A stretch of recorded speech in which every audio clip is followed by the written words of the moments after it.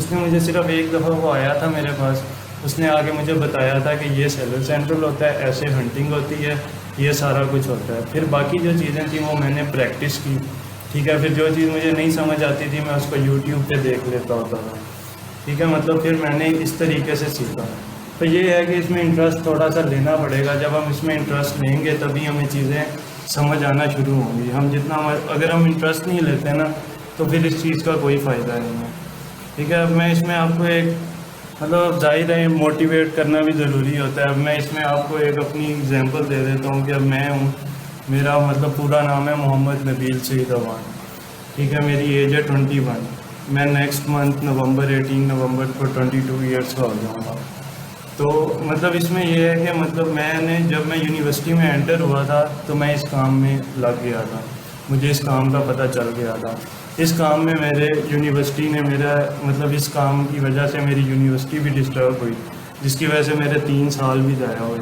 मैं BZU से LLB कर रहा था, वहाँ से मैं 6 सेमेस्टर से ड्रॉप हो गया था, ठीक है। फिर मैंने टाइम्स में एडमिशन लिया, मैं वहाँ पे 2nd सेमेस्टर में, ठीक है। तो जब ये मैंने काम स्टार्ट किया था ना तो सबसे ज़्यादा खिलाफ ही मेरे घर वाले थे, ठीक है। जैसे मतलब मेरे वालिद साहब वो कहते थे कि इस काम को छोड़ दो, इसमें कोई फ़ायदा नहीं, क्योंकि मेरे वालिद साहब हैं वो रिटायर्ड कैप्टन है आर्मी में से, और हमारी मतलब रशीदाबाद पे एक्सेस सिक्योरिटी कंपनी के नाम से सिक्योरिटी कंपनी है।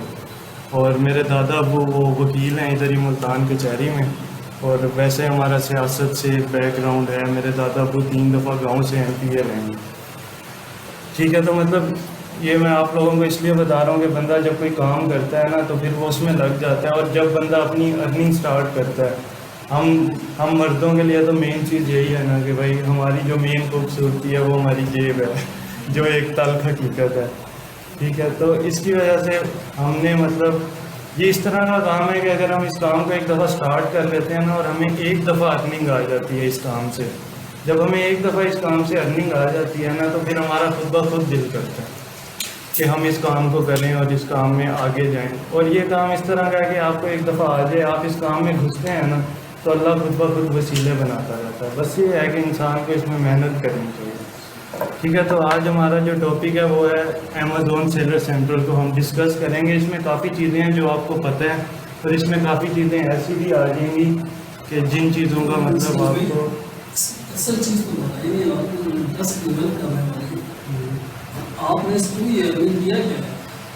हाँ, मैंने इस 2 ईयर में ये किया है कि मैंने इस 2 ईयर में मुझे 2 साल हो गए हैं अमेज़ॉन का काम करते हुए। और अल्हम्दुलिल्लाह मैंने जब से ये काम स्टार्ट किया है तो मैं मतलब डिपेंडेंट हो गया हूँ। मतलब अब मैं सारा अपना खर्चा वगैरह खुद अफोर्ड करता हूँ, अपनी फीसिस वगैरह। मतलब जब से मैं इस काम में हूँ मैंने घर से 1 रुपया नहीं लिया, अल्लाह का बड़ा शुक्र है अल्हम्दुलिल्लाह, ठीक है। तो मतलब ये इस तरह है। और इसमें मैं पहले एक जॉब की मैंने, वहाँ पे मैं एज आ ऑफिसर गया, ठीक है। वहाँ से मतलब एम्प्लॉय कह सकते हैं, मैं वहाँ पे एम्प्लॉय गया। फिर वहाँ से मैं प्रमोट हुआ मैनेजर, एज आ मैनेजर मैंने 14 अकाउंट्स देखे। फिर उसके बाद अल्लाह ने मेरे लिए मतलब इस तरह किया कि रास्ते बनाए, मेरे पास कुछ क्लाइंट्स भी आ गए। और अल्लाह का शुक्र है कि मेरे पास जितने भी क्लाइंट्स हैं ना उनकी जो मतलब इन्वेस्टमेंट है वो अनलिमिटेड है। मतलब वो कहते हैं कि इन्वेस्टमेंट की कोई टेंशन नहीं है, आप जितना मर्जी काम करो उसमें। तो इसी तरह से आपको कोई क्लाइंट मिल जाए ना।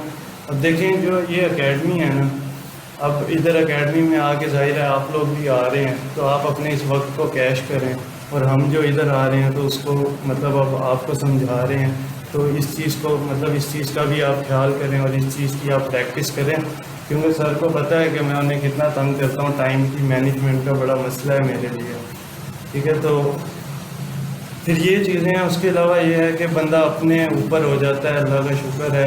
और मैंने एक होंडा सिटी गाड़ी भी ली हुई है बैंक से, ठीक है। उसे यूज़ मैं कम करता हूँ क्योंकि वो मतलब मेरे काफ़ी खर्चे हैं तो वो मैं मतलब मसला हो जाता है, पर कभी होता है तो वो मेरे लिए अच्छा है। और इसके अलावा मैंने एक बुर्ज विलास में प्लाट भी लिया हुआ है 5 मरले का, पर उसकी मैं भी किस्तें भर रहा हूँ, ठीक है। उसकी अभी कंप्लीट नहीं हुई, उसकी 2 से 3 किस्तें भरी। ये क्या सब अर्निंग यहीं से कर रहे हैं? हाँ जी, ये सारी अर्निंग मेरी इसी प्लेटफॉर्म से है, अमेज़ॉन के प्लेटफॉर्म से, ठीक है। तो मैं ये यहीं से सारी अर्निंग कर रहा हूँ। 2 साल लगे, शुरू में तो बड़ा मसला हुआ, आप लोगों के लिए भी होगा। पर उसमें ये है कि आप कोर्स कंप्लीट करने के बाद भी ये जो आपका ग्रुप है ये रहेगा। उसके अलावा हम इंशाल्लाह आपस में रहेंगे। आप मैसेज करके कोई भी इशू होगा आप उस ग्रुप में पूछ सकते हैं। कोई भी इस तरह का इशू, कोई भी मसला आता है, कोई चीज़ समझ नहीं आ रही, आप उसकी स्क्रीन रिकॉर्डिंग करें, उस ग्रुप में सेंड करें, मुझे वहाँ पे टैग कर दें। मैं कोशिश करूँगा कि जितनी जल्दी हो सके मैं आपको उस मसले का रिप्लाई करूँ। अगर ना करूँ तो अगर ज़्यादा अर्जेंट हो तो आप मेरे नंबर पे कॉल कर लें या सर को कॉल कर लें या सर को मैसेज करके टैग कर दें।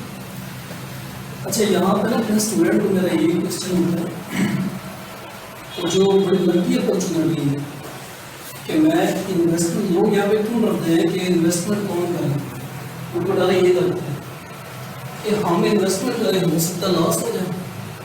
जबकि मैं कहता हूँ मैं खुद इन्वेस्टर, एज ए इन्वेस्टर मैं खुद हूँ, आप इतना टैलेंट मुझे दिखाएं, आप ये काम को कंट्रोल कर सकते हैं, मैं अपने अकाउंट्स के आप मेरी जॉब करें। अब ये अकाउंट मल्टी अकाउंट यानी कंट्रोल कर रहे हैं USA UK, तो मुझे इनका काम अच्छा लगा, तो मैंने इनको इनके इंसिस्ट किया कि आप मेरे 2 अकाउंट्स आप कंट्रोल करें, क्योंकि मैं ऑलरेडी सऊदी अरबिया, वो टीम अलग है, वो culture is different, but Pakistan के बेस पे बैठ के यहाँ लिटिल कल्चर इज़ डिफरेंट। तो ये काम आप ही सीख के अगर ये टैलेंट दिखा सकते हैं तो वेलकम आए, और इसमें इनके खुद भी इन्वेस्ट करें। अगर इन्वेस्ट नहीं करना चाहते, आप यानी कि मेरे साथ पार्टनरशिप करना चाहते हैं या परसेंटेज पे काम करना चाहते हैं, टैलेंट आपका, इन्वेस्टमेंट करो, आप आए वेलकम। तो ये भी मैं अपॉर्चुनिटी दे रहा हूँ अपने स्टूडेंट को, ताकि वो इसी अकेडमी में बैठ के काम कर सकें। चलो, थैंक यू। अच्छा, अब हम स्टार्ट करते हैं, आते हैं अपने टॉपिक के ऊपर। इसमें हमारा ये टॉपिक है कि इसमें हम अमेज़ॉन सेलर सेंट्रल को देखेंगे कि अमेज़ॉन सेलर सेंट्रल क्या है, मतलब हम उसको किस तरह लॉगिन करते हैं, किस तरह उस पर आगे जाते हैं। उसके अलावा इसमें कुछ टॉपिक्स हैं जो इस तरह के हैं जो आपने पहले किए होंगे, पर यह है कि उससे आपकी प्रैक्टिस हो जाएगी। और इसमें कुछ टॉपिक्स ऐसे भी हैं जो आज आपको मतलब नई चीज़ सीखने को मिलेगी। ठीक हो गया, तो हम आगे आते हैं। सिंपली जब हमने अपना सेलर सेंट्रल लॉगिन करना होता है तो हम मतलब अमेज़ॉन सेलर सेंट्रल सर्च करते हैं और हमारे सामने ये पेज आ जाता है। इस पेज को हम वहाँ से लॉगिन करते हैं जहाँ पे हमारे पास ऊपर ऑप्शन आ रहा है। अगर हम क्रिएट करना चाहते हैं अकाउंट तो वो वहाँ से साइन अप से अकाउंट क्रिएट होता है। ठीक है, उसके बाद हम आ जाते हैं, जब हम उस लॉगिन पे क्लिक कर देते हैं हमारे पास ये ईमेल और फ़ोन नंबर आ जाता है। अच्छा, अब मैं इसमें आपको बताता हूँ कि ये एक ईमेल होता है। अब जो ये ईमेल है ना, ये ईमेल बेसिकली इसलिए है कि इस ईमेल में ना अगर हमने किसी से स्टोर की चाइल्ड एक्सेस लेनी है तो हम इस ईमेल से उसकी मतलब यूज़र परमिशन, चाइल्ड एक्सेस हम इस ईमेल से लेते होते हैं। मतलब हम उसे एक ईमेल प्रोवाइड करते हैं, अपनी कोई भी ईमेल, मतलब इस ईमेल का कोई मैटर नहीं है, आप कोई भी ईमेल दे दो, आपने चाइल्ड एक्सेस लेना है। पर अगर आपने जब ब्रांड से कॉन्टैक्ट करने के लिए जो ईमेल बनवानी है ना, वो आपकी ईमेल कुछ इस तरह से होनी चाहिए,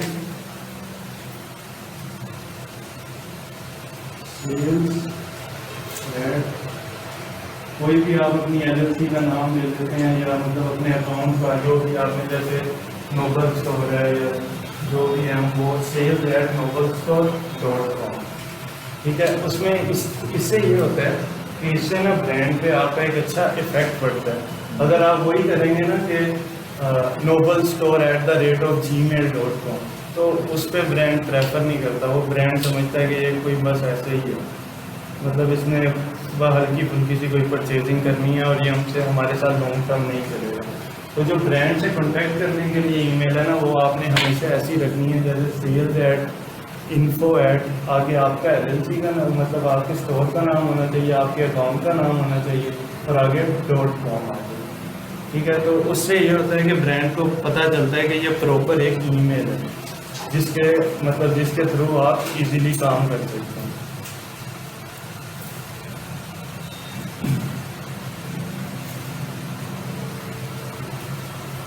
उसके बाद हम आ जाते हैं 2 स्टेप वेरिफिकेशन पे। ये 2 स्टेप वेरिफिकेशन क्या है? ये एक वेरिफिकेशन है जब भी आप अकाउंट की चाइल्ड एक्सेस लेते हैं या आप अपना अकाउंट बनाते हैं तो अमेज़ॉन आपको कहता है कि आप 2 वेरिफिकेशन 2 स्टेप ऑफ वेरिफिकेशन आप रख लें। मतलब उसमें ये होता है कि आप एक नंबर, अपना नंबर, पाकिस्तानी नंबर भी आप अमेज़ोन को प्रोवाइड कर देते हैं।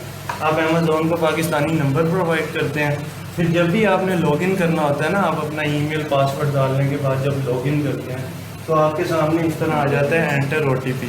वो OTP जो है, जो आपने नंबर दिया होता है, उस पर एक अमेज़ोन वालों की तरफ से मैसेज आ जाता है, एक कोड आ जाता है 3 से 4 वर्ड्स का। वो आप यहाँ पे एंटर करके फिर साइन इन करते हैं तो फिर लॉगिन हो जाता है। ठीक है, फिर हमारे सामने आ गया ये फ्रंट पेज।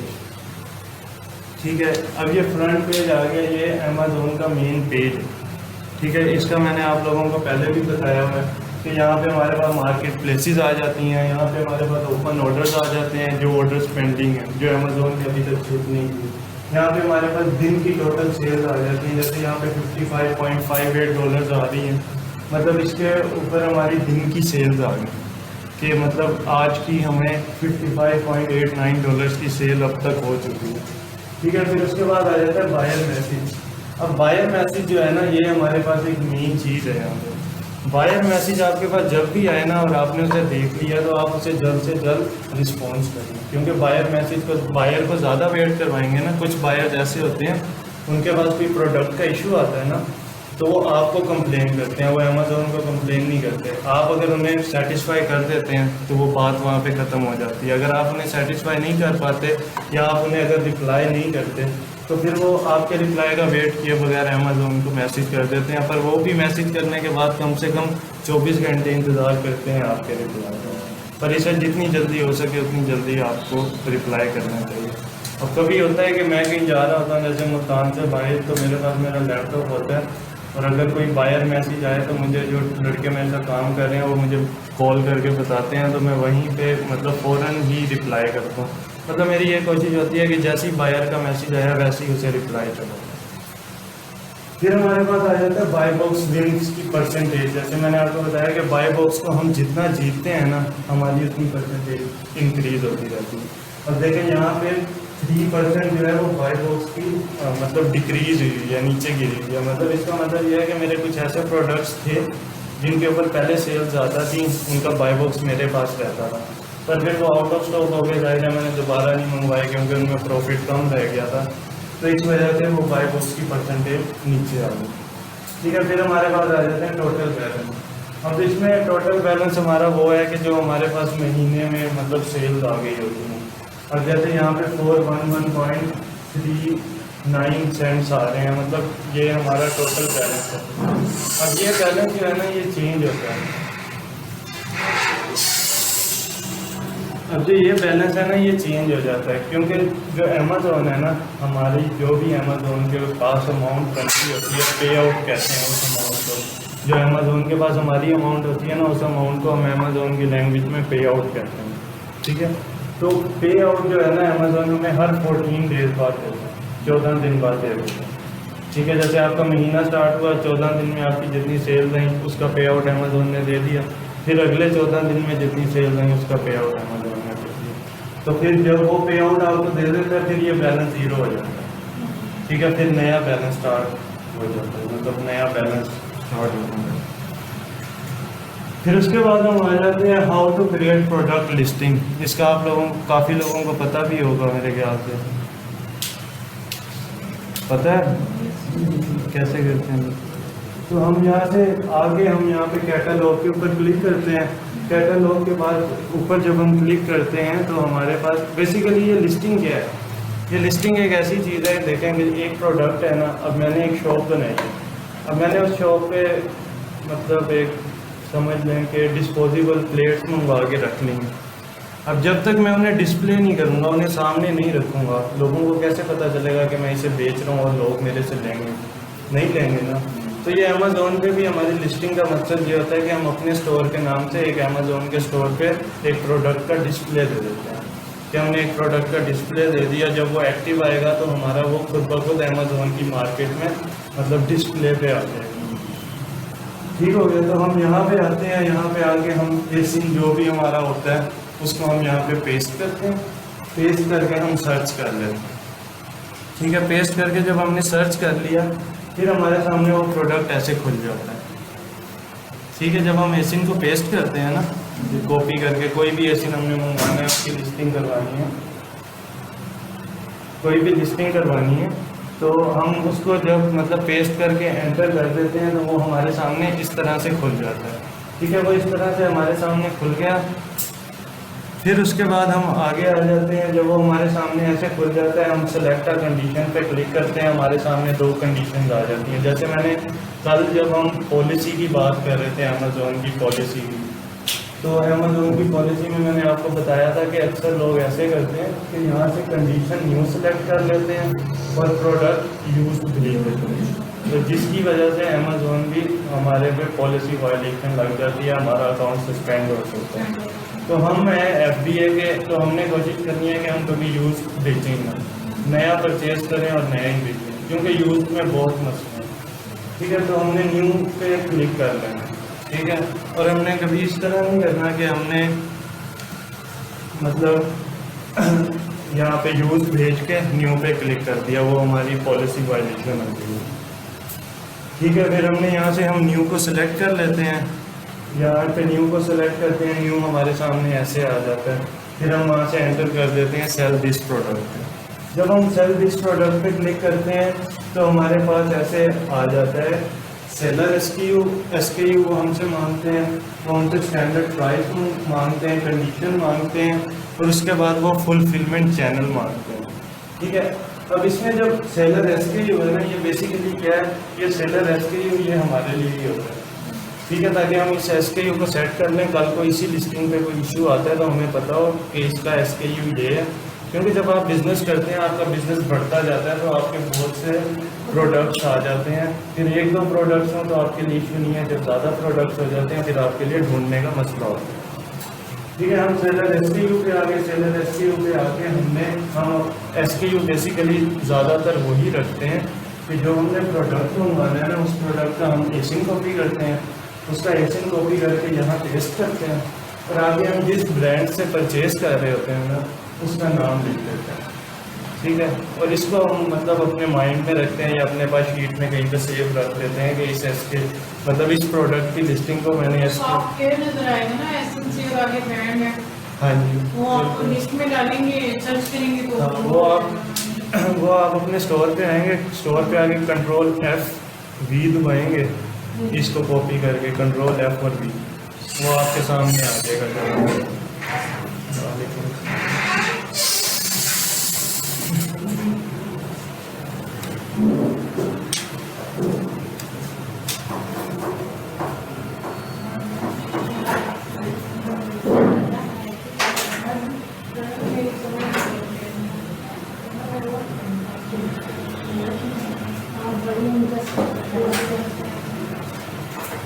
ठीक है, ये हमारे सामने इस तरह सेलर SKU आ जाएगा। ठीक है, ये हम लिस्टिंग डिस्कस कर रहे हैं। ठीक है, फिर हम स्टैंडर्ड प्राइस दे देंगे। जैसे स्टैंडर्ड प्राइस वो मैंने आप लोगों को बताया था कि जब भी हम लिस्टिंग करते हैं ना, तो हम 2 से जितने का अमेज़ोन पे बिक रहा है ना, उससे $2 से $3 या $5 ऊपर ही लगाते हैं, क्योंकि बाद में हम प्राइसिंग तो कर सकते हैं प्रोडक्ट की अपने हिसाब से। तो अब हमने यहाँ पे देखे, जैसे यहाँ पे मैंने 190 लगाया लिस्टिंग करते हुए, और यहाँ पे उन्होंने ऑटोमेटिकली हमें दे दिया कि जो लोएस्ट प्राइस है ना वो तो 184.99 है, पर मैंने यहाँ पे खुद 190 लगाया ताकि अगर ये एक्टिव भी आ जाए, प्राइस बढ़ जाती है या कुछ इस तरह हो जाता है, तो फिर हमें उस चीज़ का नुकसान ना उठाना पड़े। क्योंकि जैसे ही लाइव आएगा, हम तो अकाउंट हर टाइम तो नहीं खोल के बैठे ना, वो जैसे ही लाइव आया उसी में मैनेज करके लगा देनी चाहिए सारे अपने चार्जेस वगैरह, प्रॉफिट। हाँ जी, सारा कुछ पहले जी, मेरी बेनिफिट होगा ना, हाँ कि हम देखते हैं कभी नहीं देखते। हाँ जी बिल्कुल। इसमें भी ये है कि इसको हम डिस्कस करेंगे। गूगल शीट में ना एक फॉर्मेट बनता है, उस फॉर्मेट में हम सारा कुछ ऐड करते हैं और फॉर्मुलेशन हो जाती है उसके ऊपर, तो उससे हमें सिंपली पता चल जाता है कि हम सिर्फ जिस प्राइस पे हमने लगाना होता है ना अमेज़ोन पे, हम वही प्राइस मतलब लिखते हैं, तो हमें पता चल जाता है कि हमें इस पे इतना प्रॉफिट है, इस प्रोडक्ट पे इतना लॉस है अगर हम इस प्राइस पे बेचते हैं। अगर हम लिस्टिंग में प्राइस ज़्यादा लिख देते हैं,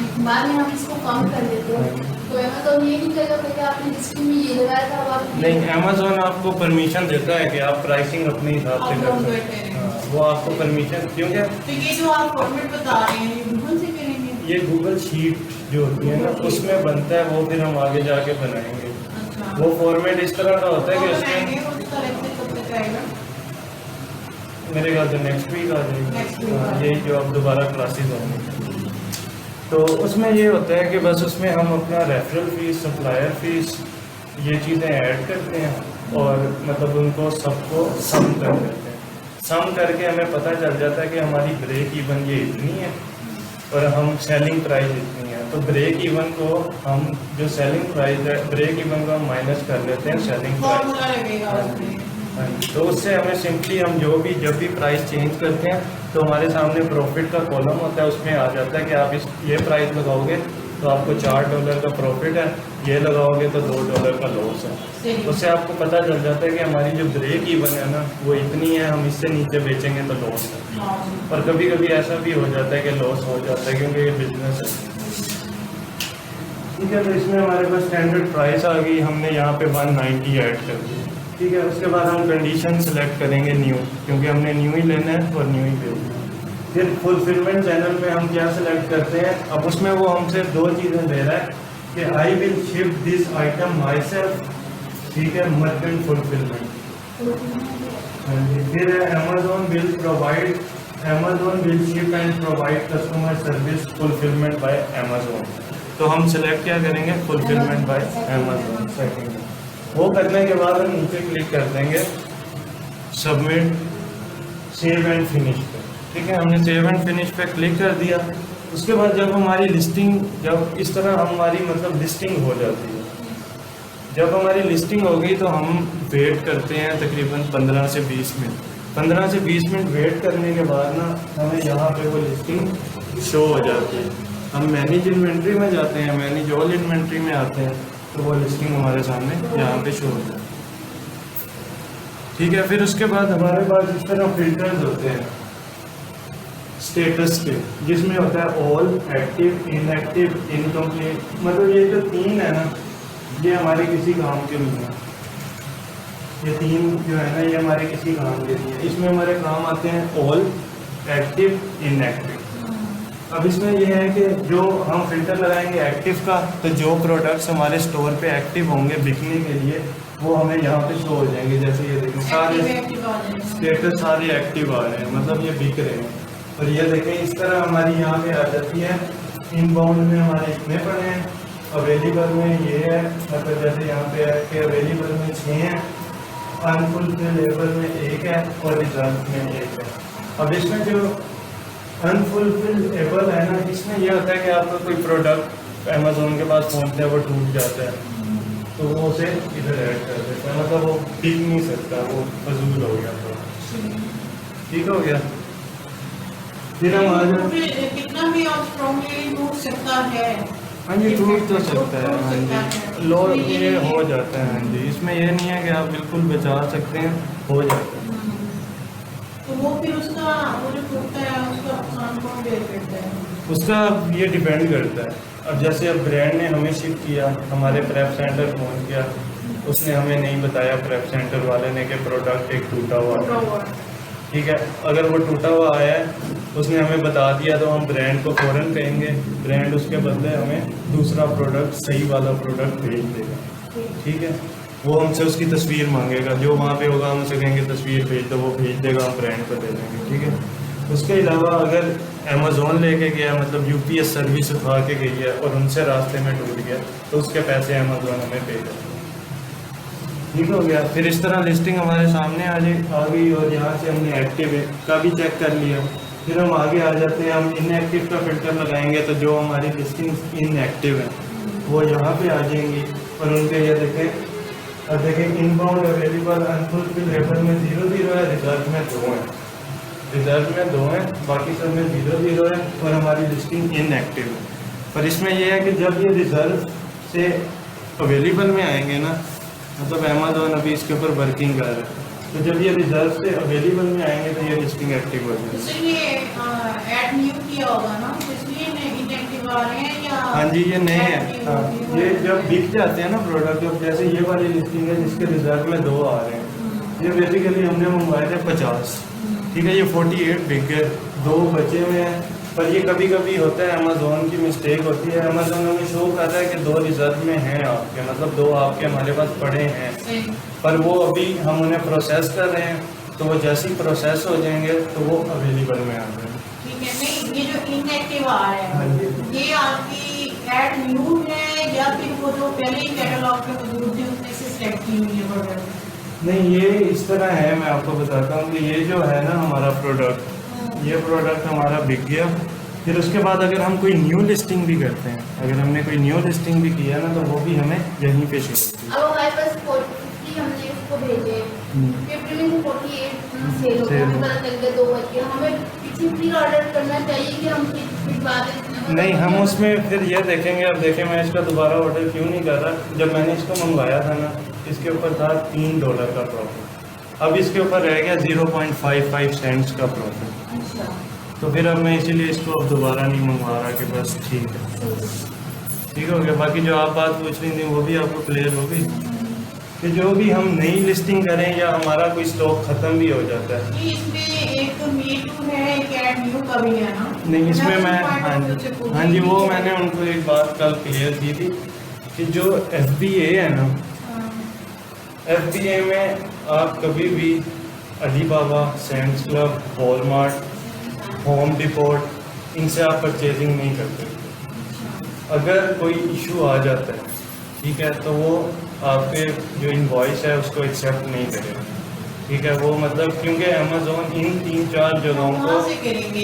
FBA जैसे मैंने आपको बताया था कि हम ब्रांड हंट करते हैं, वहीं पे बस ब्रांड से ही हाँ जी, करेंगे। जस्ट ब्रांड से, क्योंकि अलीबाबा, वॉलमार्ट, सैम्स क्लब, इन्हें अमेज़ोन अपना कंपटीटर अगर मानता है। हम उनकी इनवाइस ही ना भेजें अलीबाबा की, नहीं, आप इनवॉइस नहीं भेजेंगे, वो ठीक है, वो हो गया, वो बिक भी गए, कोई मसला नहीं। पर अल्लाह ना करे कभी इशू आ जाता है, फिर वो आपसे जब इनवॉइस मांगेंगे ना और आप उन्हें अलीबाबा की देंगे, वो एक्सेप्ट नहीं करेंगे। वो अक्सर अमेज़ोन होता है, वो आपसे इनवॉइस मांग लेता है, वो कहता है कि आपने जहाँ से परचेजिंग की है मुझे इनवॉइस। यानी कि इस पे ज्यादातर सक्सेसफुल ब्रांड नहीं होंगे हाँ जो जी। अप्रूवल देंगे। हाँ जी, ठीक है। फिर हम आगे, हमारे सामने हम फिल्टर लगाते हैं, इनएक्टिव जितनी लिस्टिंग्स होती हैं वो आ जाती हैं, ठीक है। फिर उसके बाद हम ऑर्डर्स का चेक करते हैं कि जब हमारे किस पे कितने ऑर्डर्स आए हैं। जाहिर है अब हमारे प्रोडक्ट्स हैं, हमने लगाए हुए हैं, वो बिक भी रहे हैं, पर अब हमें वहाँ से तो आइडिया नहीं होगा। अब हम इस तरह तो नहीं चेक करेंगे कि हमने 50 मंगवाए थे और अब इसमें से देखें 50 मंगवाए, उसमें से 40 रह गए, तो आज 10 बिक गए हैं। नहीं, इसमें फिर हमारे पास एक अमेज़ोन ने हमें एक फोल्डर प्रोवाइड किया होता है मैनेज ऑर्डर्स का। जैसे ये ऊपर देख रहे हैं, हम कॉलम से आते हैं ऑर्डर्स में, जैसे हम कैटलॉग में जाते थे, इन्वेंट्री में जाते थे, वैसे ही हम आते हैं ऑर्डर्स में। नजर नहीं आ रहा है क्या है इसका? अच्छा, ऑर्डर हाँ जी, इसमें हम ऑर्डर्स में आ गए। ये ऑर्डर्स पे हम क्लिक करते हैं तो हमारे सामने ऑप्शन आ जाता है मैनेज ऑर्डर्स। जब हम मैनेज ऑर्डर्स पे क्लिक करते हैं, फिर हम आते हैं, फिर हमारे सामने ये सारे ऑर्डर्स आ जाते हैं जो ऑर्डर्स आ रहे हैं। अब हमने चेक करना है कि ये प्रोडक्ट अलग है, ये अलग है, इसके ऊपर कितनी सेल रही है और इसके ऊपर कितनी सेल रही है।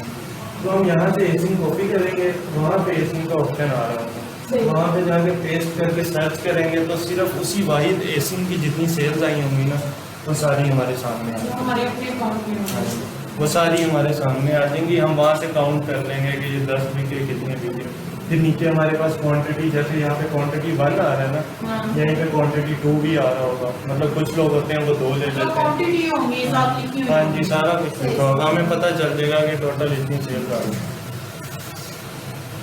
ठीक है, जैसे मैंने आपको बताया कि वो जो एसिन है, इस एसिन को हम मतलब सेलेक्ट करते हैं, मतलब इस एसिन को भी हम यहाँ पे आके सेलेक्ट करते होते हैं। वो कैसे करते हैं मैं आपको भी बताऊँ।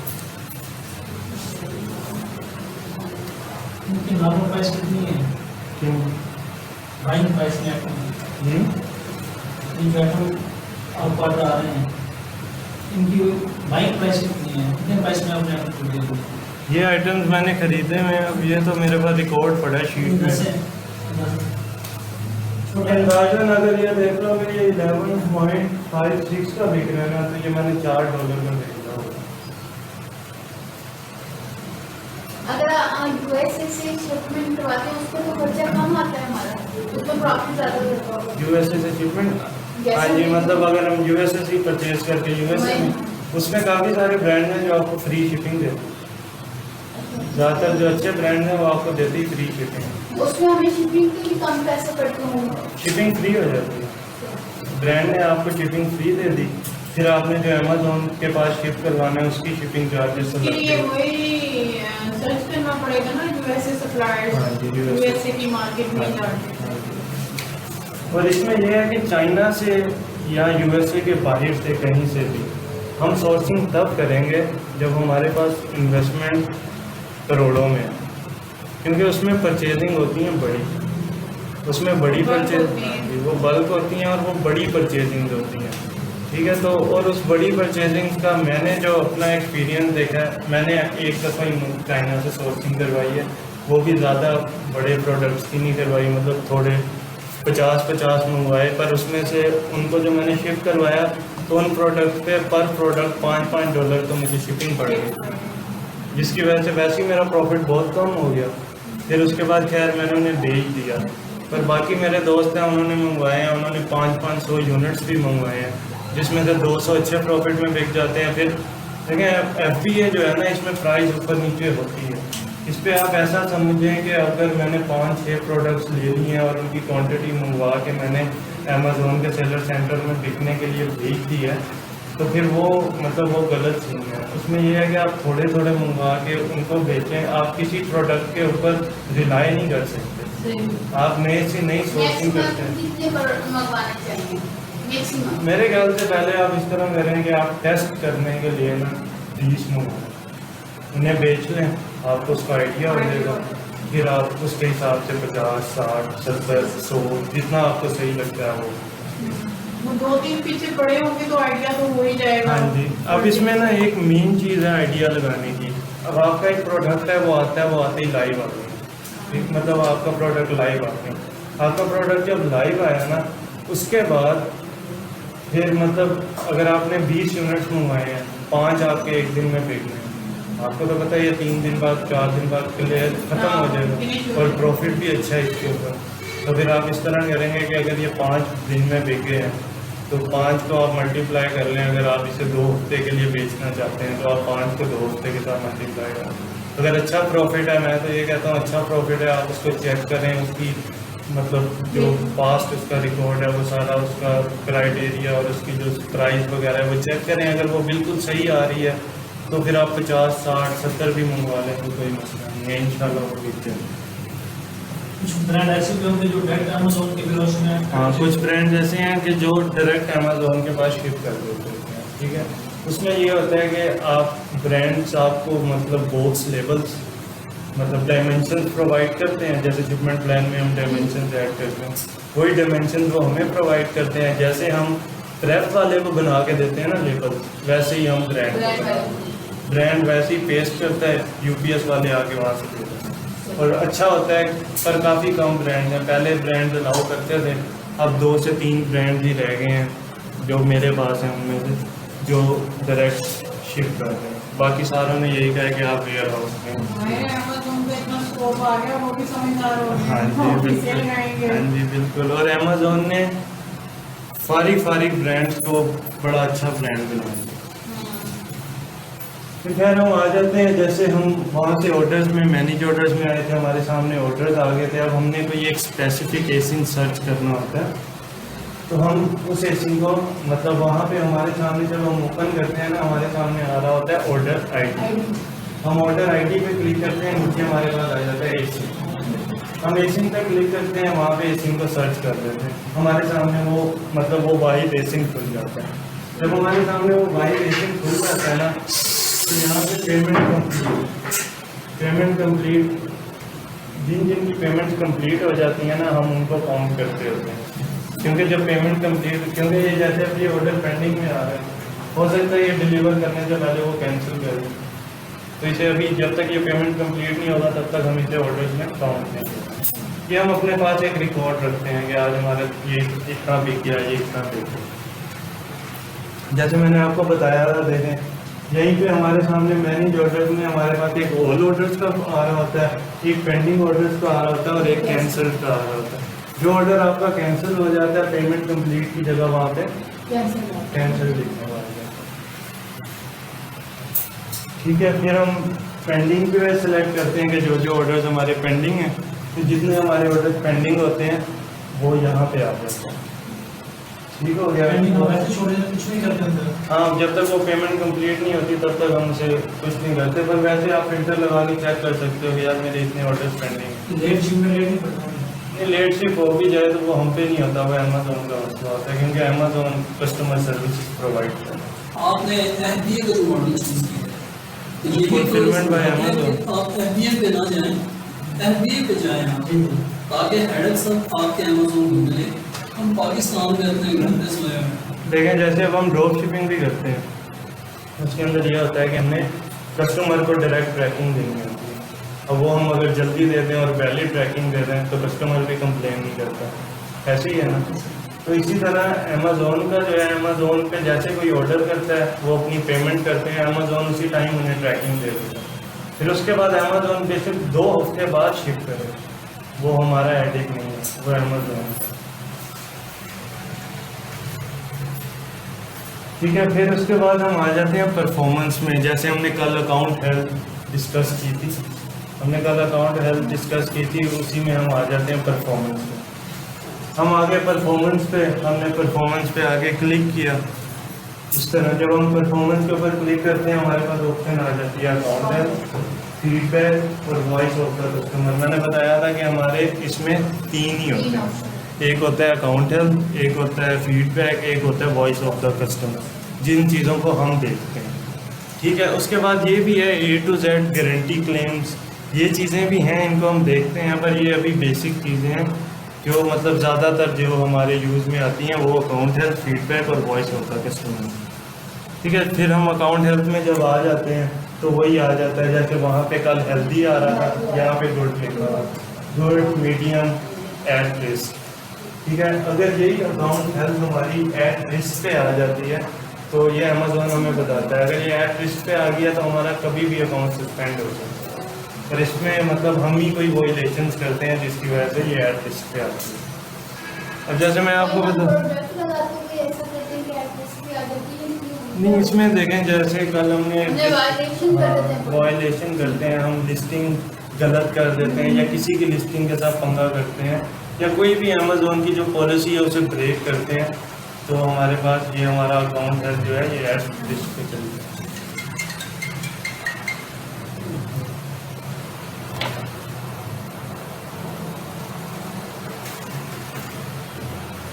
ठीक है, ये हमारे पास अकाउंट हेल्थ इस तरह आ जाती है। फिर मैंने आपको बताया था कि वो हमें वार्निंग देता है। ठीक है, जो वार्निंग जब वो देता है ना तो वो इस तरह का हमारे पास निशान बना देता है। ये निशान वार्निंग है, ये पॉलिसी वायलेशन का नहीं है, ये है कि आपकी पॉलिसी वायलेशन का वार्निंग है।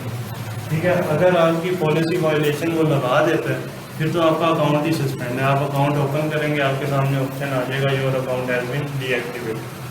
वार्निंग आती है इसको क्लीन करने के लिए हमें क्या वहाँ से कोई देखना पड़ता है? हाँ जी, वो भी है, वो फिर हम आगे डिस्कस करेंगे कि हम इस वार्निंग को किस तरह देखते हैं। इन पॉलिसीज़ को अगर अल्लाह ना करे कि ये पॉलिसीज़ आ जाती हैं तो इनको हमने कैसे ख़त्म करना है।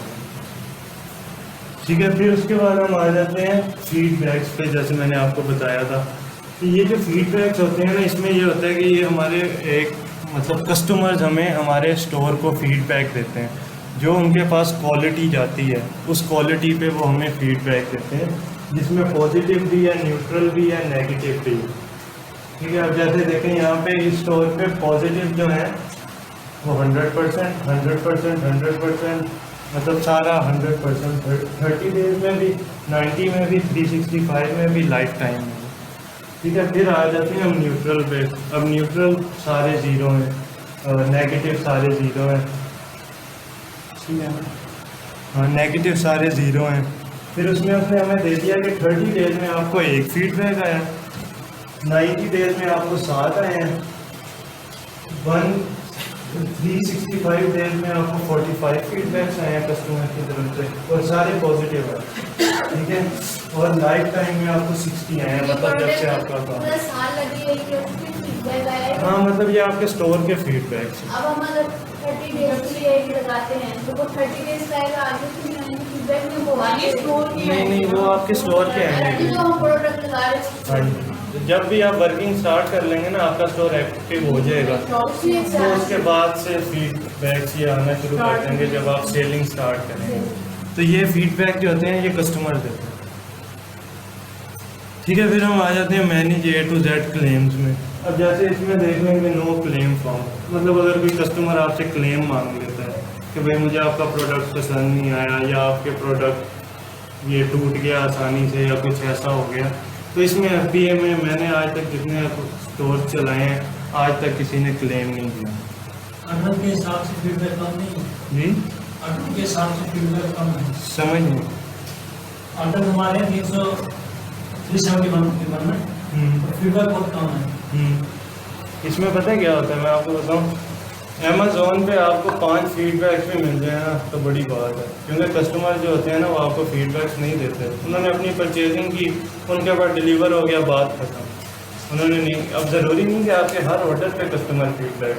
अब जैसे मैं कोई चीज़ है मैं दराज से मंगवाता हूँ या कहीं और से ऑनलाइन मंगवाता हूँ, मैंने आज तक फीडबैक नहीं किया, वह चीज़ मेरे पास आ जाती है, मैं कहता हूँ उतना मैं भी नहीं होता। कुछ लोग होते हैं जो very effective होते हैं, जो लोग जो होते हैं इसको कुछ लोग होते हैं जो उस चीज़ को देखते हैं, या कोई आपकी ऐसी चीज़ जाती है, अब जाहिर है मेरे पास कोई चीज़ है उसे देख के मेरा दिल खुश हो, तो मैं भी कहूँगा कि यार फीडबैक तो देना बनता है, वो अच्छा दे रहा है। तो ये सीन है फीडबैक का। फिर क्लेम अगर कोई क्लेम करता है कस्टमर आपसे किसी चीज़ का, तो वो यहाँ पे आ जाए। अब जैसे अगर कोई क्लेम नहीं है तो वो कहेंगे नो क्लेम्स हो, मतलब कोई क्लेम नहीं है स्टोर पे, किसी ने क्लेम नहीं किया। फिर हम आ जाते हैं वॉइस ऑफ द कस्टमर पे। वॉइस ऑफ द कस्टमर में आप देखें हमारी जिस लिस्टिंग के ऊपर मतलब जो कस्टमर मतलब वो अपना एक नज़रिया देता है या अपना बताता है कि ये चीज़ मुझे मिली, ये वेरी पुअर कंडीशन में थी, उसके बाद पुअर कंडीशन में थी, फेयर में थी, गुड में थी, एक्सीलेंट में थी। जैसे ये मेरे पास प्रोडक्ट्स आ रहे हैं ना, ये सारे देखें, अब इन प्रोडक्ट्स को मैंने बेचा, अब ये वाला जो प्रोडक्ट है ना इसके ऊपर आ रहा है वेरी पुअर, और इसके देखो आगे भी यहाँ पे भी आ रहा है वेरी पुअर। ठीक है, तो ये हमें पता चल जाता है कि इसके ऊपर कस्टमर ने अपना ये दिया है कि भाई ये वेरी पुअर, उसकी कंडीशन या किसी भी लिहाज से उसने कह दिया, उसे पसंद नहीं आया, उसने कहा वेरी पुअर। नीचे वाले जो 2 बिके कस्टमर्स ने कहा गुड। फिर जो नीचे वाले सारे वो एक्सीलेंट, 48 एक्सीलेंट, 2 गुड, 1 पुअर, मतलब ओवरऑल आ गए कि भाई इतना कस्टमर्स ने ऐसे कहा। ठीक है, उसके बाद हम आ जाते हैं रिपोर्ट्स वाली साइड पे। मैं आपको एक और चीज़ भी बताता हूँ, ये चीज़ नहीं है आप लोगों के लिए। जो रिपोर्ट्स हैं ना, हम अमेज़ॉन के अकाउंट के थ्रू काफ़ी सारी रिपोर्ट्स बनाते हैं, जिससे हमें पता चलता है कि हमने इतना टैक्स दिया, इतना टैक्स भरा, जिससे हमें पता चलता है कि हमें इतना प्रॉफिट हुआ, इतना लॉस हुआ। अमेज़ॉन ने ये अमेज़ॉन की सिर्फ अगर हम प्रोफेशनल अकाउंट पे काम कर रहे हैं ना, और अगर हम इंडिविजुअल पे भी कर रहे हैं, अब इंडिविजुअल में जैसे अमेज़ॉन हमसे $1 ऊपर ले लेता है हर सेल पे, ऐसे ही अगर हम प्रोफेशनल अकाउंट पे काम करते हैं ना, तो इसमें यह होता है कि काफ़ी सारी फीसेज होती हैं। 15% तो उसका हो गया सेलिंग फीस, और ये FBA फीस और फुलफिलमेंट कॉस्ट, ये 15% उसका चला गया हमारी प्रोडक्ट की सेल पे। ठीक है, फिर उसके बाद आ जाता है, उसके बाद इनबाउंड फ़ीस आती है। इनबाउंड फ़ीस क्या होती है? जो हम अमेज़ॉन के पास हमारी चीज़ें पड़ी रहती हैं, जो हमारे प्रोडक्ट्स पड़े रहते हैं, उसकी स्टोरेज कॉस्ट होती है, वो भी अमेज़ॉन हमसे चार्ज करता है। ठीक है, उसके बाद जब हम शिपमेंट प्लान्स बनाते हैं, तो जो शिपिंग अमेज़ॉन के पास जाती है उसका भी अमेज़ॉन, जैसे मैंने आपको बताया था $9 होती है, अगर 20-40 चलती है सेल, तो उसका मतलब ये है कि वो भी फ़ीस अमेज़ॉन काटता है। उसमें अमेज़ॉन हमें ये नहीं कहता कि आप ये फ़ीस हमें सेपरेट पे करो, उसमें ये होता है कि आपके अकाउंट में जितनी सेल्स आ रही होती हैं, जितना आपका बैलेंस बन रहा होता है, उसी बैलेंस में से अमेज़ॉन माइनस करके अपनी फीसेस, बाकी जो आपका बनता है वो आपको देते हैं। ठीक है, उसके बाद फिर हम जैसे हमने परफॉर्मेंस पे सिलेक्ट किया था, परफॉर्मेंस के साथ ही एक कॉलम है और रिपोर्ट्स का। हम रिपोर्ट्स पे क्लिक करते हैं, हमारे सामने ये सारी चीज़ें आ जाती हैं। पेमेंट्स, अब इसमें हम क्या क्या देखते हैं, हम इसमें देखते हैं payments, business report, return report, custom report, tax document, library. ठीक है, इसमें मतलब इन चीज़ों को अब हम सबसे पहले हम चले जाते हैं पेमेंट्स पे। हम पेमेंट्स पे चले गए, हमने पेमेंट्स पे जाके क्लिक किया। क्लिक करने के बाद हमारे सामने ये सारे ऑप्शन आ जाते हैं। अब इस ऑप्शन में से ना हमें मतलब ये हमारे पास ऑप्शन है, इसमें हमारे पास आ जाता है कि स्टेटमेंट व्यू, ट्रांजैक्शन व्यू, फिर उसके बाद डिस्बर्समेंट और डाटा रेंज रिपोर्ट्स। ठीक है, अब इसके बीच में ये है कि मैं आपको बताता हूँ। फिर उसके बाद हमारे पास ये पहले नंबर पे डेफर्ड ट्रांजैक्शन भी आ जाते हैं। Deferred transaction, statement view, transaction view, फिर उसके बाद डिस्बर्समेंट, डेट रेंज रिपोर्ट्स। ठीक हो गया, ये हमारी एक रिपोर्ट्स होती हैं। जब हम अपने अकाउंट के ऊपर काम करना शुरू करते हैं ना, तो हमें पता चलता है कि ये रिपोर्ट जो है ना, ये रिपोर्ट बनती है महीने में एक दफ़ा। मतलब महीने बाद आपने ये एक एक रिपोर्ट बनानी है अपने महीने का सारा हिसाब किताब लगाने के लिए। ठीक है, उसके बाद हमारे पास जैसे डेफर्ड रिपोर्ट, ये रिपोर्ट आती है ना, इसके अंदर हमारे पास ऑर्डर आईडी आ जाती है, ट्रांजैक्शन टाइप आ जाता है, शिफ्ट डेट आ जाता है, डेट आ जाती है, डेफर्ड रीज़न आ जाती है, फिर उसके बाद नेट पेमेंट आ जाती है। मतलब इसमें ये होता है कि कोई क्लाइंट है ना, उस क्लाइंट ने हमारे साथ मतलब इस तरह कोई उसने हमसे ऑर्डर ले लिया पिछले महीने अमेज़ॉन हमें उस ऑर्डर के पैसे देना भूल गया या उस ऑर्डर के पैसे रह गए, तो उससे अमेज़ॉन हमें कर देता है कि उसने हमें पेमेंट रिलीज डेट दे दी कि उसने पिछले महीने का ऑर्डर था, उसने देखो जैसे अभी शिप हुआ था ये ऑर्डर 9 जनवरी 2022 में, इसकी हमें पेमेंट दी अमेज़ॉन ने 8 फरवरी 2022 को। उसने उसमें हमें बता दिया डेफर्ड रीज़न इनवॉइस ऑर्डर, मतलब ये ऑर्डर था। ठीक है, इसकी नेट पेमेंट कितनी थी 23.2। ठीक हो गया, कि मतलब किसी कोई पेमेंट है, किसी एक ऑर्डर की पेमेंट है, वो हमें अमेज़ॉन बाद में कर रहा है, तो हम यहाँ से आके देख सकते हैं कि कोई ऐसी पेमेंट तो नहीं हमें रिसीव हुई, तो वो हमें यहाँ से पता चल गया।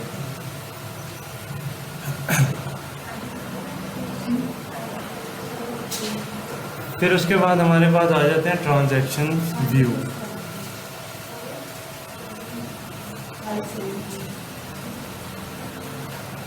उसके बाद हमारे पास ट्रांजैक्शन व्यू आ जाते हैं। ट्रांजैक्शन व्यू में ये होता है कि जो ट्रांजैक्शन हमारे अकाउंट में से, जैसे मैंने आपको बताया कि अमेज़ॉन फीसिस वगैरह हमारे बैलेंस में से ही काट लेता है, तो जब वो इन फीसिस वगैरह को अपने बैलेंस में, हमारे बैलेंस में से ही काट लेता है, तो ये हमारे पास ट्रांजैक्शन व्यू आ जाते हैं। मतलब हम देख सकते हैं कि उसने क्या क्या काटा है, कितना कितना काटा है, किस वजह से काटा है।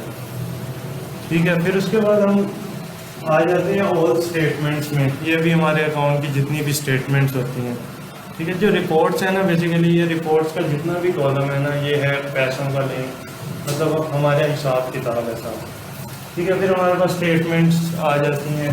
ये स्टेटमेंट का पीरियड आ जाता है कि इधर से लेके इधर तक। अब इसमें यह है कि इसमें जो अमेज़ॉन जो है ना, जो हमें पे करता है, पे आउट, जैसे मैंने आपको बताया पे आउट हर 14 दिन बाद अमेज़ॉन हमें पे आउट देता है, तो वही हमारे पास रिकॉर्ड आ जाता है कि इस 14 दिनों में, जैसे इस 14 दिनों में अमेज़ॉन ने मुझे $5,300 कुछ का पे आउट दिया, उसके बाद 6,000 कुछ का पे आउट दिया, फिर 2,000 कुछ का दिया, फिर 3,000 कुछ का दिया। तो ये हमारे पास एक रिकॉर्ड आ जाता है। ठीक है, उसके बाद हम आ जाते हैं डिस्बर्समेंट। अब डिस्बर्समेंट क्या है? डिस्बर्समेंट ऐसी चीज़ है, जैसे मैंने आपको पहले बताया कि हम अमेज़ॉन के पास कोई चीज़ भिजवाते हैं, यूपीएस हमसे ले गया, वो चीज़ रास्ते में टूट गई, रास्ते में गुम हो गई, तो जितने की वो अमेज़ॉन पे बिक रही होती है ना विद प्रॉफिट, अमेज़ॉन हमें उसकी डिस्बर्समेंट देता है। ठीक है, उसकी डिस्बर्समेंट वो हमें कब देता है? जब हम उसे कंप्लेन करते हैं, उसके बाद केस खोलते हैं, वो भी कंप्लेन नहीं करोगे तो नहीं देगा। हाँ, नहीं देगा, उसे पता ही नहीं चलेगा, उसके पास काम ही इतना, उसके रिकॉर्ड में ये बात ही नहीं है कि आप कंप्लेन करोगे, वो इन्वेस्टिगेट करेगा, इन्वेस्टिगेट करके अगर बनता है तो वो आपको दे देगा। ये डिस्बर्समेंट फीस वही होती है, मतलब जितने पैसे, जितने का मतलब आपको नुकसान हो रहा होता है, वो अमेज़ॉन आपको दे देता है। ठीक है, उसके बाद हम आ जाते हैं डेट रेंज रिपोर्ट। अब बेसिकली डेट रेंज रिपोर्ट क्या है? ये रिपोर्ट काम आती है हमारे प्रॉफिट लॉस बनाने में, मतलब ये हमारी सबसे मेन रिपोर्ट है। बहुत सारे रिपोर्ट तो सिर्फ रिकॉर्ड के लिए हैं ना कि हम उन्हें देख सकते हैं। सर इसको चार्ज निवास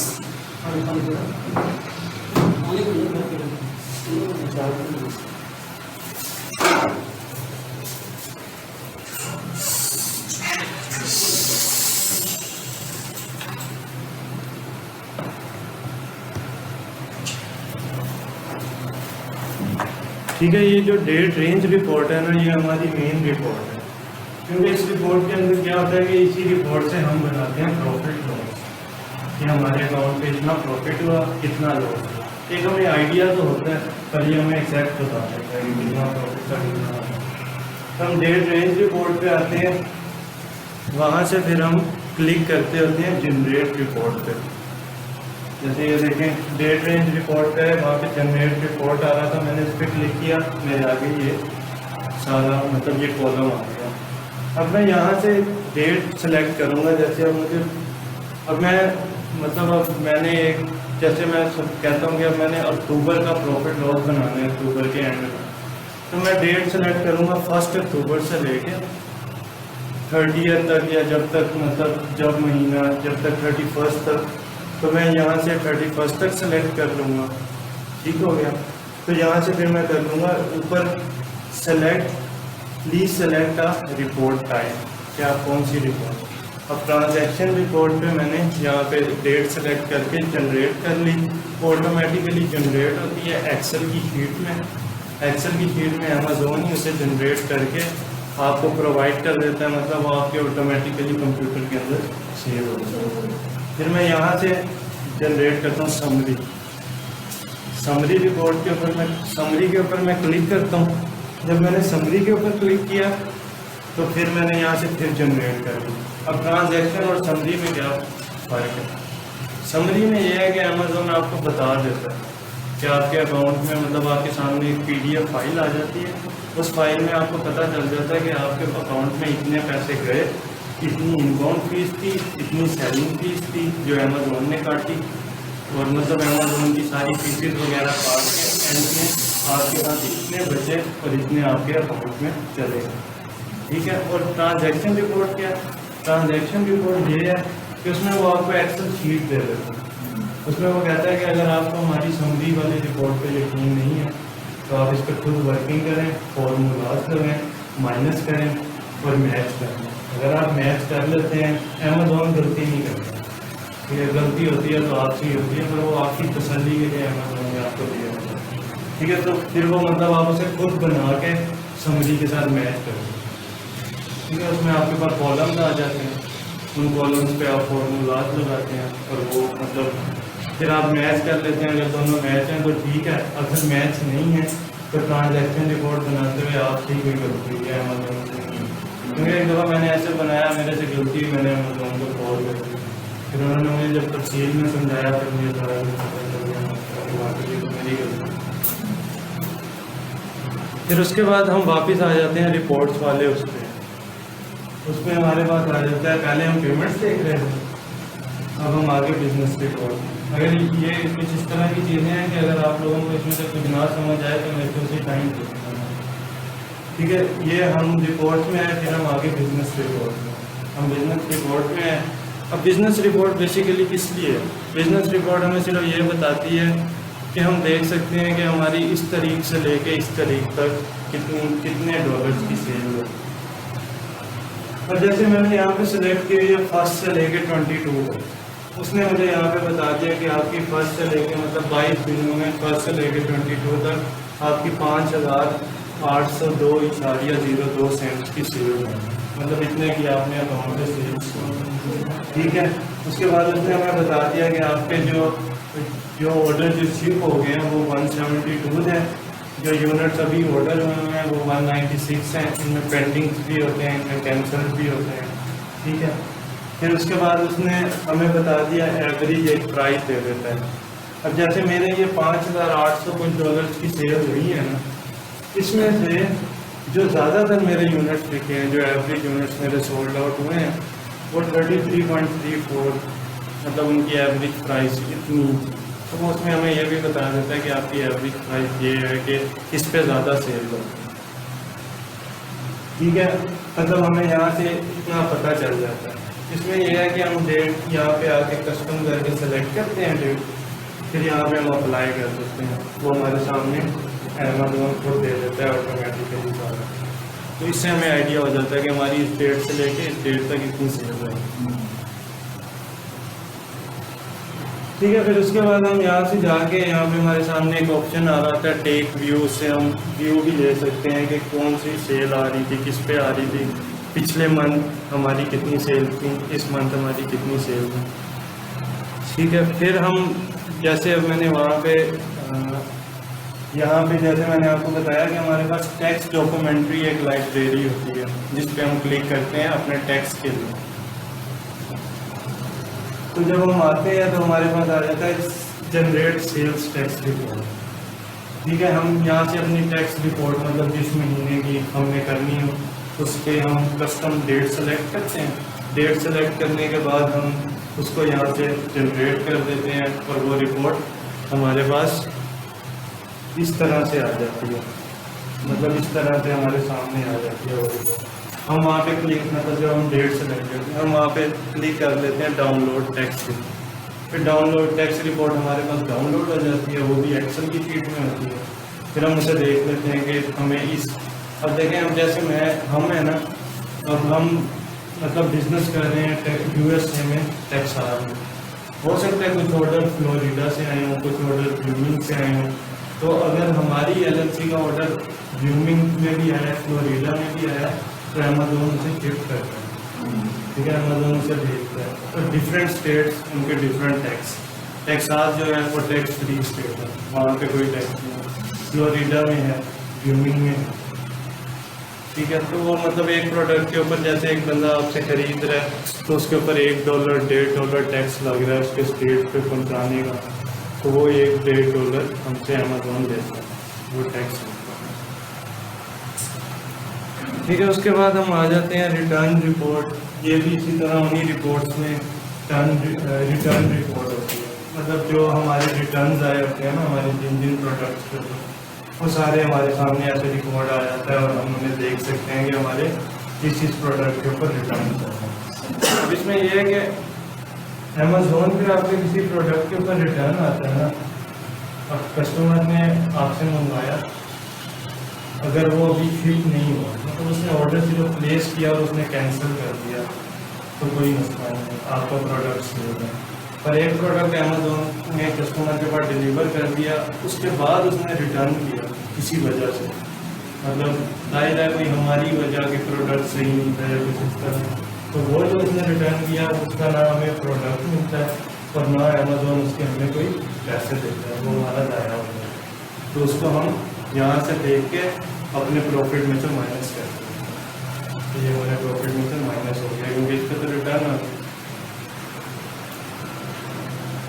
फिर इसी तरह मतलब हमारे सामने जो रिटर्न रिपोर्ट्स होती हैं वो हमारे पास डाउनलोड भी हो जाती हैं, जैसे यहाँ पे last date, last 7 days, last 30 days, exact dates, मतलब हम रिटर्न रिपोर्ट्स यहाँ से डाउनलोड कर सकते हैं। हमारे सामने वो रिपोर्ट आ जाती है कि ये डाउनलोड पे खोल कर। सर मैं जाना चाहती हूँ, मैंने बेटे को स्लिप कर या प्लीज ऑलमोस्ट खत्म हो चुकी है।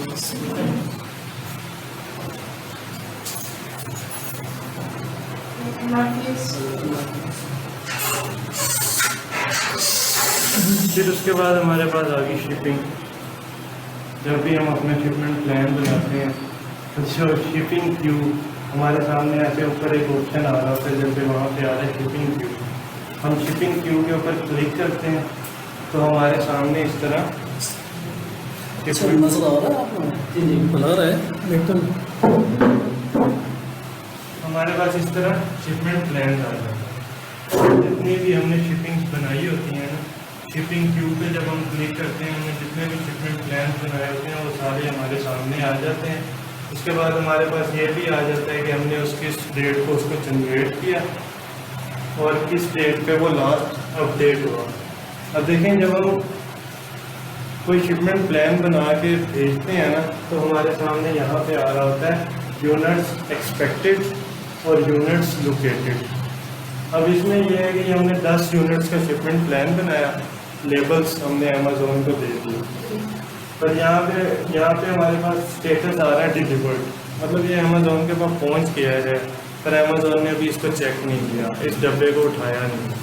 ठीक है, जब अमेज़ोन इस डब्बे को उठा लेगा तो इसमें जितने यूनिट्स लोकेटेड होंगे ना, मतलब अब हमने तो 10 का शिपमेंट प्लान बना के दिया, अब हो सकता है कि हम 10 का बना के दें और हम उसमें 5 डाल के भेज दें। अब अमेज़ोन जब मौके पे आता है, यूपीएस हमसे लेने आता है, उस डब्बे को खोल के तो नहीं देखता, क्योंकि पैकिंग तो ही होती है। तो अगर हमें यहाँ पे 5 रिसीव होंगे तो हमारे 5 ही लाइव आएंगे, और यहाँ पे जहाँ पे यूनिट्स लोकेटेड आ रहा है यहाँ पे 5 दिखा रहा है। ठीक है, फिर उस पर अमेज़ोन हमें कहेगा भी सही कि ये ऐसा क्यों है। ठीक है, तो मतलब वो भी हमारा एक अमेज़ोन के साथ मसला हो गया। फिर उसके बाद रिमूव अनफुलफिलेबल इन्वेंट्री। इसमें यह है कि जो इन्वेंट्री होती है ना, अब ये जो काम है ना, ये है डिटेल्स के काम, पर ये मैं आपको इसलिए बता रहा हूँ, ज़्यादातर हमारा जो काम होता है ना स्टोर के ऊपर, वो काम ये होता है कि हमने सिर्फ प्राइसिंग करनी होती है या ऑर्डर्स को देखना होता है। ठीक है, पर ये कभी कभी के काम है और ये मतलब ज़रूरी काम है जो हमारे काम आते हैं। तो इसमें आ जाता है रिमूव अनफुलफिलेबल इन्वेंट्री। अब जैसे कोई इन्वेंट्री ना, वो हमारे पास मतलब हम अमेज़ोन के पास भिजवाते हैं, वो इन्वेंट्री टूट जाती है, जैसे मैंने आपको पहले बताया कि वो अनफुलफिलेबल में आ जाती है। तो उसमें फिर अमेज़ोन हमारे पास एक ऑप्शन रखता है, उसमें अमेज़ोन हमारे पास ऑप्शन ये रखता है कि अमेज़ोन हमें कहता है कि ये जो इन्वेंट्री है ना, इसे हमें आप बताएं कि इसे हम डिस्पोज कर दें, मतलब ज़ाया कर दें, या फिर आप हमें अपना शिपिंग एड्रेस दें कि हम आपकी ये 1 यूनिट जो टूटा हुआ है इसको हम भिजवा दें।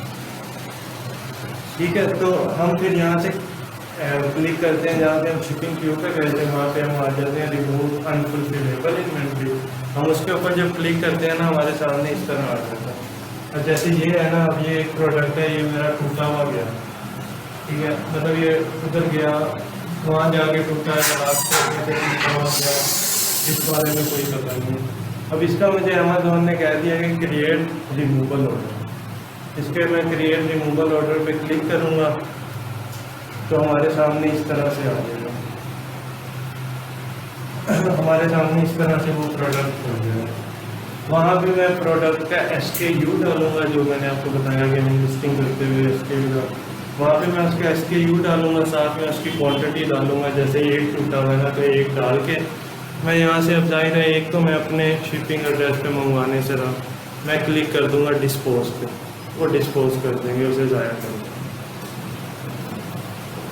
ठीक है, फिर हम आ जाते हैं शिपमेंट प्लान पे।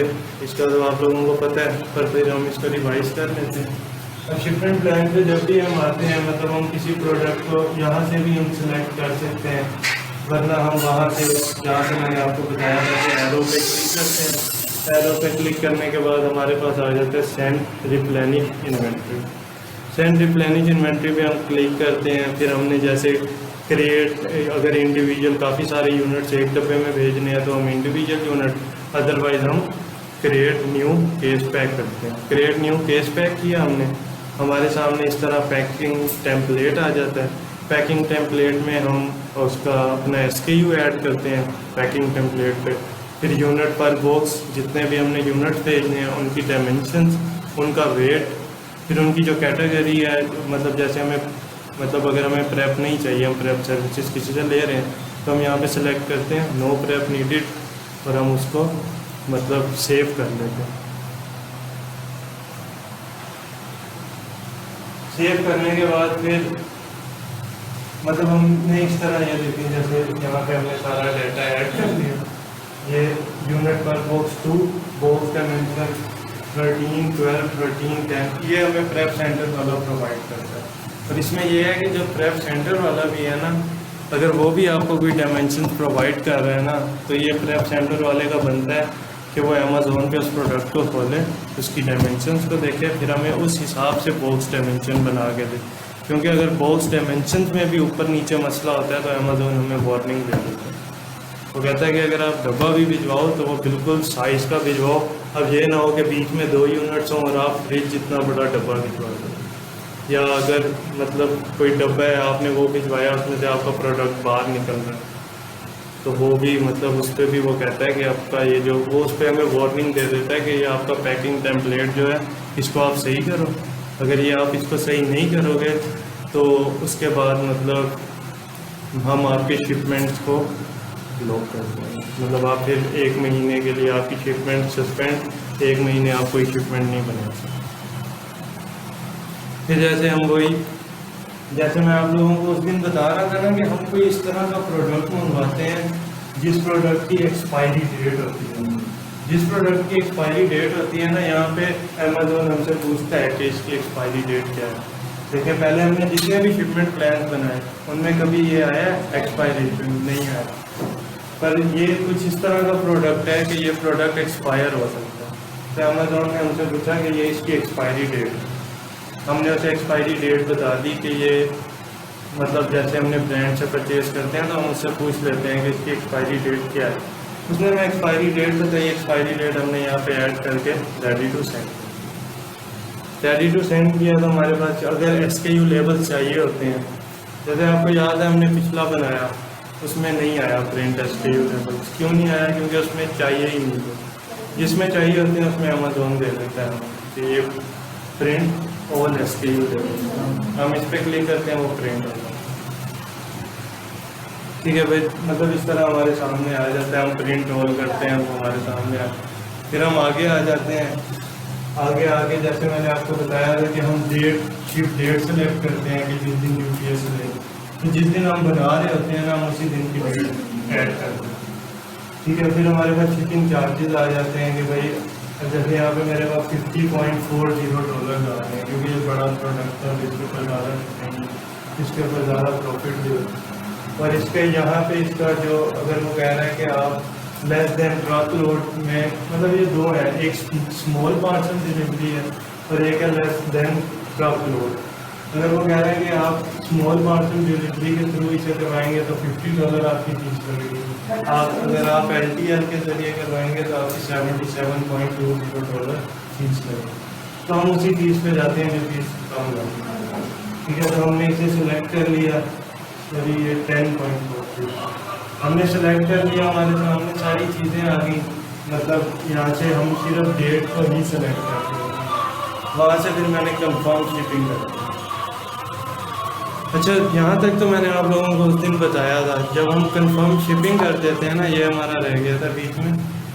जब हम कंफर्म शिपिंग कर देते हैं ना, फिर हमारे पास यहाँ पे ऐसे प्रिंट का ऑप्शन आ जाता है। प्रिंट का जब ऑप्शन आता है हम इसके ऊपर क्लिक करते हैं, एंटर करते हैं प्रिंट, तो हमारे सामने ऐसे बॉक्स लेबल आ जाते हैं। ये हमारे बॉक्स लेबल होते हैं। ये बॉक्स लेबल हम इसको प्रिंट करते हैं, मतलब अब जाहिर है जो भी जिसने डब्बे पर चिपकाना है वो इसका प्रिंट निकालेगा। इसका प्रिंट निकाल के डब्बे के ऊपर पेस्ट कर, उसने डब्बे के ऊपर इसको पेस्ट कर दिया। अमेज़ोन आएगा, अमेज़ोन के पास एक मतलब UPS वाले आएंगे, उनके पास एक मशीन होती है, वो इस बार कोड के ज़रिए स्कैन करेंगे, उन्हें पता चल जाएगा, वो इसे उठाएंगे, उठा देंगे। और ये होते हैं FNSKU, जैसे जो आइटम लेबल, जो आइटम बार कोड होते हैं उन्हें हम अमेज़ोन की लैंग्वेज में FNSKU कहते हैं। तो ये FNSKU होते हैं जो प्रोडक्ट के ऊपर सिंगल पेस्ट हो जाते हैं। किसी प्रोडक्ट पे अमेज़ोन मांगता है, किसी पे नहीं मांगता। फिर ये वही हम आगे बायर मैसेज पे, ये देखें जैसे ये बायर मैसेज पे आ गए हम। अब ये बायर मैसेज यहाँ पे 0 है।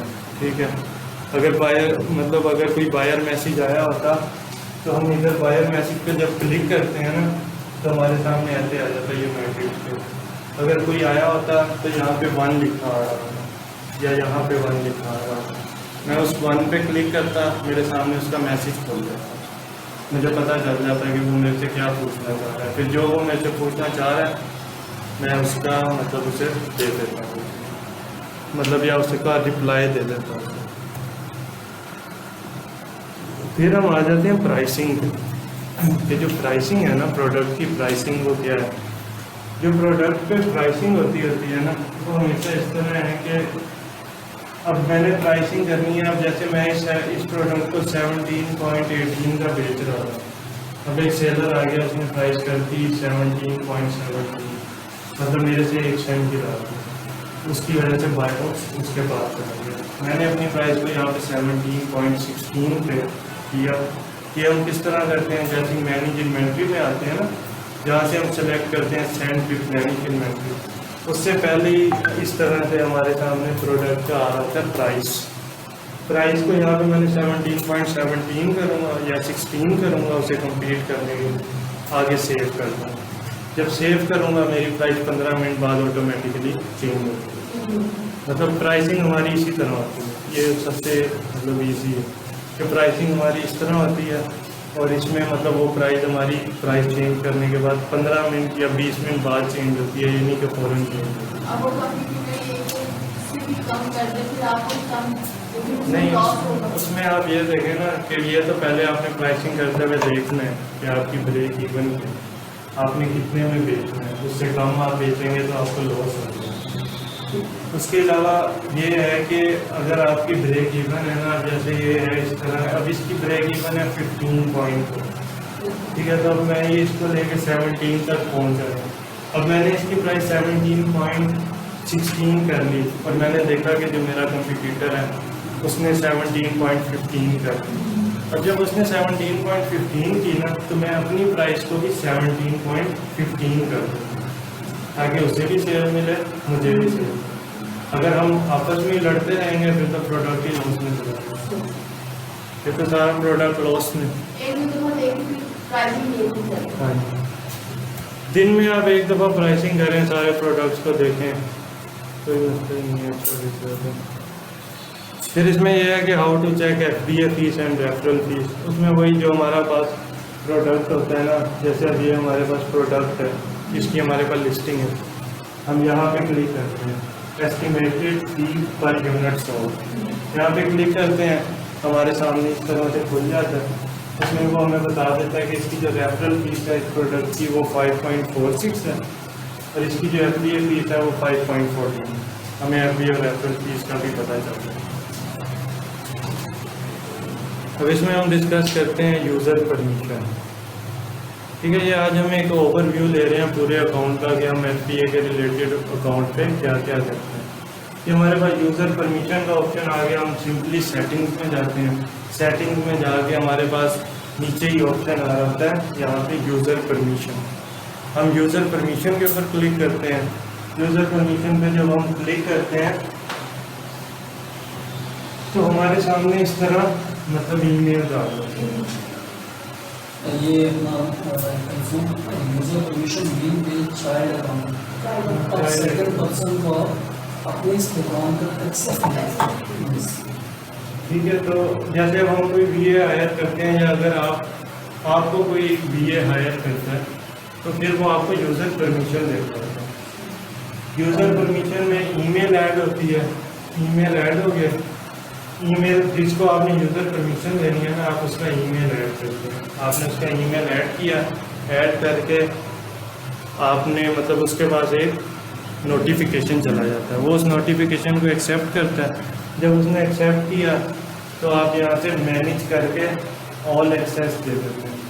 ठीक है, मतलब ये अब आप पे डिपेंड करता है कि आपने उसे स्टोर की कितनी एक्सेस देनी है। पर जो VAs होते हैं वो फुल एक्सेस ही देते हैं, ताकि कोई अगर काम एमरजेंसी काम हो तो वो उसे खुद सोल्व कर लें। फिर वो ये ना हो कि आपको कह के फिर इंतज़ार करते रहेंगे कब होगा कब नहीं होगा।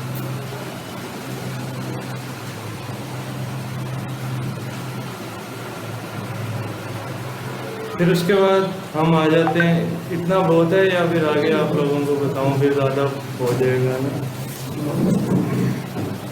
बाकी ये है कि ये हमारी फिर अभी आधी प्रेजेंटेशन हो गई है, आधी ये रिमेनिंग रह गई है, ये हम नेक्स्ट लेक्चर। और इसमें आई थिंक आपको लिटिल जैसे कहा है कि कोई बोरिंग यानी कि लग रहा है। अगर ये चीज़ आपको प्रैक्टिकल करा रहे हैं तो कैसा रहेगा, एक एक करके अपने हाथ से आप करें तो आई थिंक आप समझ जाएंगे।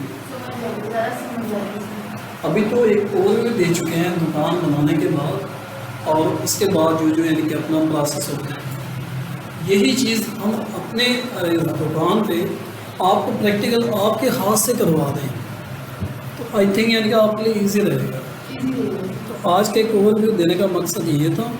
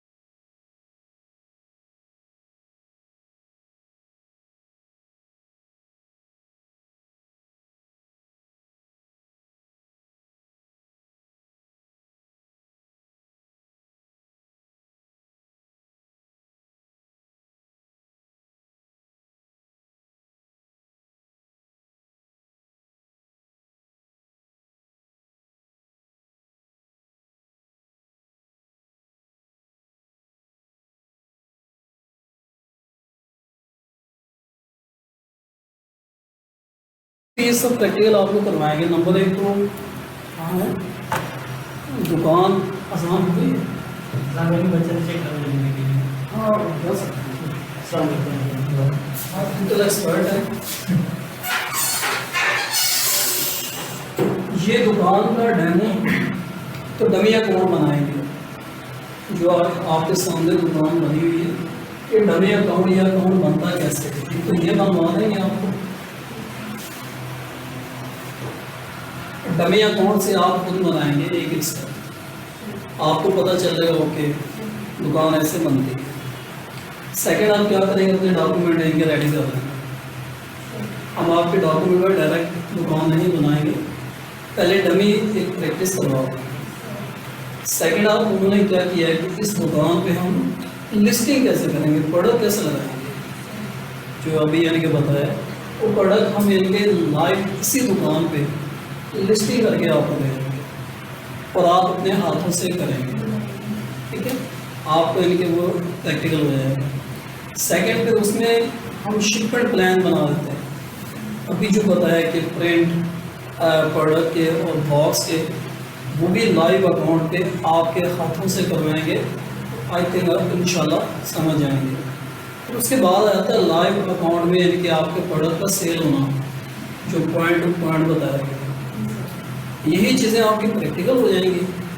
आज का डेमो हो गया ओवर यानी कि आपका दुकान का। तो इसके बाद आई होप इंशाल्लाह आपके लिए मसला नहीं होगा इसको कंट्रोल करना। बाकी ये जो स्टेप आते हैं, एक्सेस देना अपनी दुकान का, परमिशन जैसे कि लास्ट में बताया चाइल्ड एक्सेस देना, वो भी यानी कि वेरी इजी एक्सेस है, वो भी इसमें हम प्रैक्टिकल करवा देंगे आपको। जब अभी हम बनाएंगे अपने यानी कि से VA का तो आपके सामने बनवा देंगे। फिर इसके बाद हम अपने प्रोडक्ट लगाएंगे इसी दुकान में, जैसे कि कल मैंने एक्सप्लेन किया। अब उसको देखते हुए उसको देखते हुए आप कहेंगे ये तो वेरी इजी है, मैं अपने दुकान खुद ही बना के ये काम कर सकता हूँ। तो ये जो लिटिल आपको मुश्किलात लग रही है ना, ये अभी न्यू है। आप अगेन प्रैक्टिस करेंगे, सुनेंगे, चैनल पे वीडियो वो देखेंगे, ये हमारी प्रेजेंटेशन को पढ़ेंगे, तो यही काम आपको इंतहाई आसान लगेगा। आप कहेंगे वेरी इजी।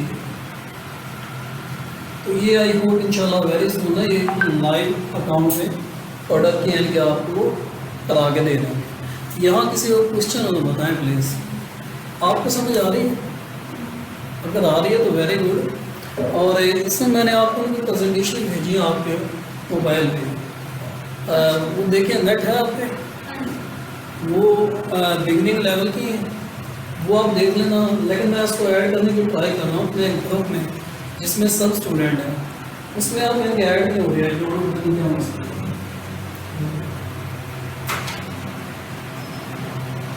आपको इन्विटेशन जा रहा है। ओके, तो ये ग्रुप में ऐड हो जाएंगे। ग्रुप में जैसे कि प्रेजेंटेशन आपको इसकी मिल जाएगी, हम ग्रुप में शेयर कर देते हैं जितने स्टूडेंट हैं, तो वहाँ से आप इसको रेट कर सकते हैं।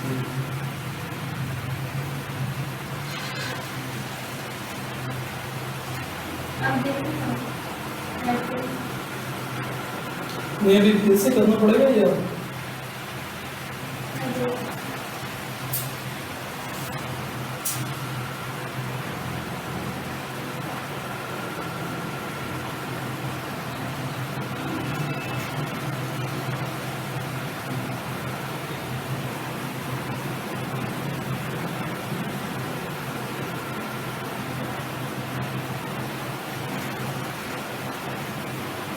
जी अब हो गई।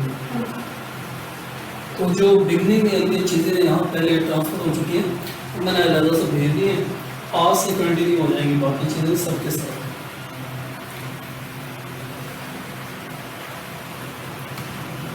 जी कुलसुम आप बताएं।